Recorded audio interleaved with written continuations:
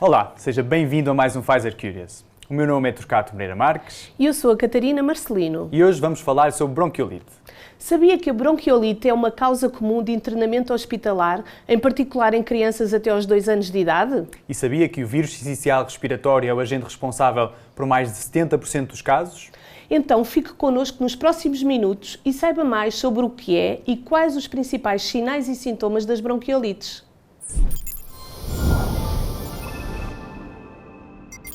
A bronquiolite é definida como uma infecção respiratória baixa, habitualmente autolimitada, que ocorre maioritariamente em crianças com menos de 2 anos de idade, de etiologia viral, isto é, provocada por um vírus, e que apresenta um comportamento classicamente sazonal.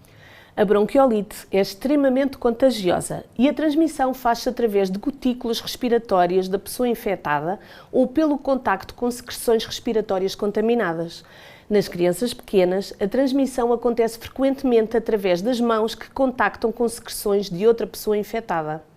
Habitualmente, as crianças adquirem a infecção após terem estado expostas a membros da família infectados ou a crianças doentes na creche ou infantário. Como tal, a lavagem das mãos antes e depois do contacto com os bebês é das medidas mais importantes para diminuir o contágio. A doença é caracterizada por sintomas respiratórios altos, seguido de uma afecção pulmonar, acompanhada por edema e irritação das mucosas e pela acumulação de muco nas pequenas vias aéreas do pulmão, os chamados bronquíolos. A bronquiolite é quase sempre causada por um vírus, sendo o vírus sincicial respiratório o agente responsável por mais de 70% dos casos, seguido do rinovírus. É importante realçar que, por vezes, num mesmo episódio de bronquiolite aguda, pode estar implicado mais que um agente infeccioso. A bronquiolite aguda caracteriza-se por, através da ação do vírus, inflamação das vias aéreas, edema e acumulação de muco, que leva a pequena obstrução de brônquios e bronquíolos, dificultando a entrada do ar nos pulmões. A maioria das crianças é infectada por este vírus e desenvolve bronquiolite ligeira, não necessitando de cuidados hospitalares. Os casos mais graves, que correspondem entre 1 a 2%, acabam por necessitar de internamento hospitalar para receberem cuidados diferenciados. O quadro clínico da bronquiolite começa com sintomas respiratórios altos, que podem ser muito parecidos com o quadro gripal. Em 48 a 72 horas, o quadro agrava e o curso da doença habitualmente dura entre 7 a 10 dias, podendo ocasionalmente prolongar-se. Inicia-se habitualmente por corrimento e obstrução nasal, tosse, com ou sem febre. Após um período de 2 a 3 dias, pode surgir dificuldade respiratória que se vai agravando e que se acompanha por pieira, irritabilidade e recusa alimentar. Nas crianças muito pequenas ou em prematuros, a bronquiolite aguda pode ainda manifestar-se com períodos de apneia, ou seja, pausas respiratórias. Os fatores que aumentam o risco de doença são género masculino, a exposição ao fumo de tabaco, a alimentação com leite materno por período inferior a 1 ou 2 meses e o baixo nível socioeconómico. Por outro lado, os fatores de risco para doença grave incluem a prematuridade, o baixo peso ao nascer, uma idade inferior a 12 semanas, ter doença pulmonar crónica, em particular displasia broncopulmonar, existirem defeitos anatómicos das vias aéreas, a presença de doença cardíaca significativa, imunodeficiências ou ainda doença neurológica.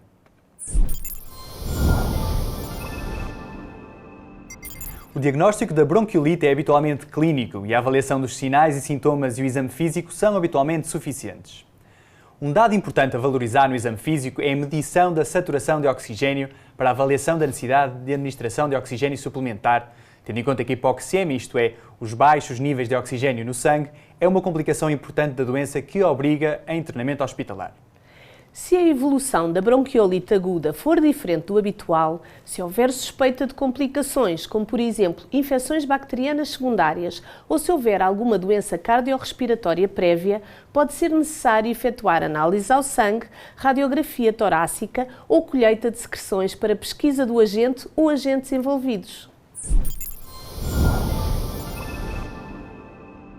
A maioria das bronquiolites agudas cursam com sintomatologia ligeira, são autolimitadas e não necessitam de tratamento específico. Não é assim, Catarina? É verdade, Torquato.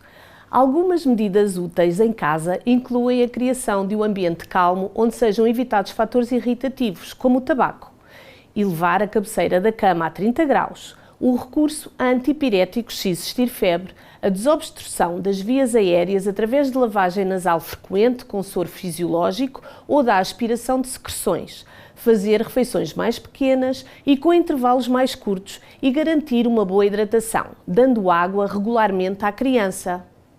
Mas há ainda mais alguns aspectos a referir.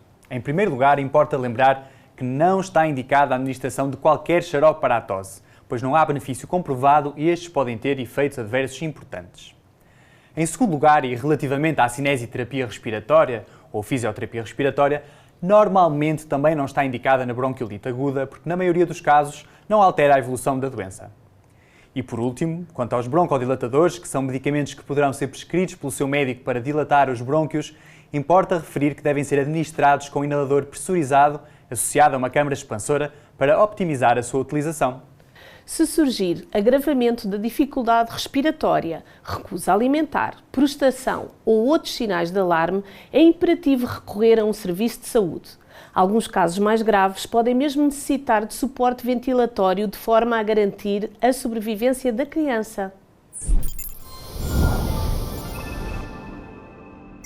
Sendo a infecção pelo vírus sincicial respiratório responsável por mais de 70% dos casos de bronquiolite e tendo em conta a importância destas na saúde da criança, é fundamental apostar na prevenção. De forma a evitar o contágio em todas as crianças, estão indicadas medidas como a lavagem das mãos, limitar o contacto de pessoas com infecções respiratórias, nomeadamente com irmãos que frequentem o infantário, e evitar locais de grande concentração de pessoas, poluídos ou com fumo de tabaco.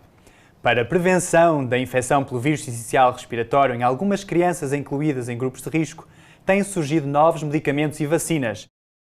Para saber mais, fale com o seu médico assistente ou pediatra e saiba quais são as opções mais adequadas à sua situação. E por hoje é tudo. Esperamos que tenha gostado. Mas antes das despedidas, veja o que preparamos para si na próxima edição do Pfizer Curious.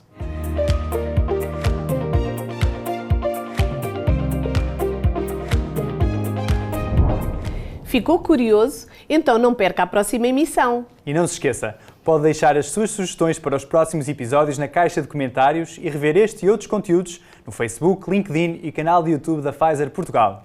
Até breve!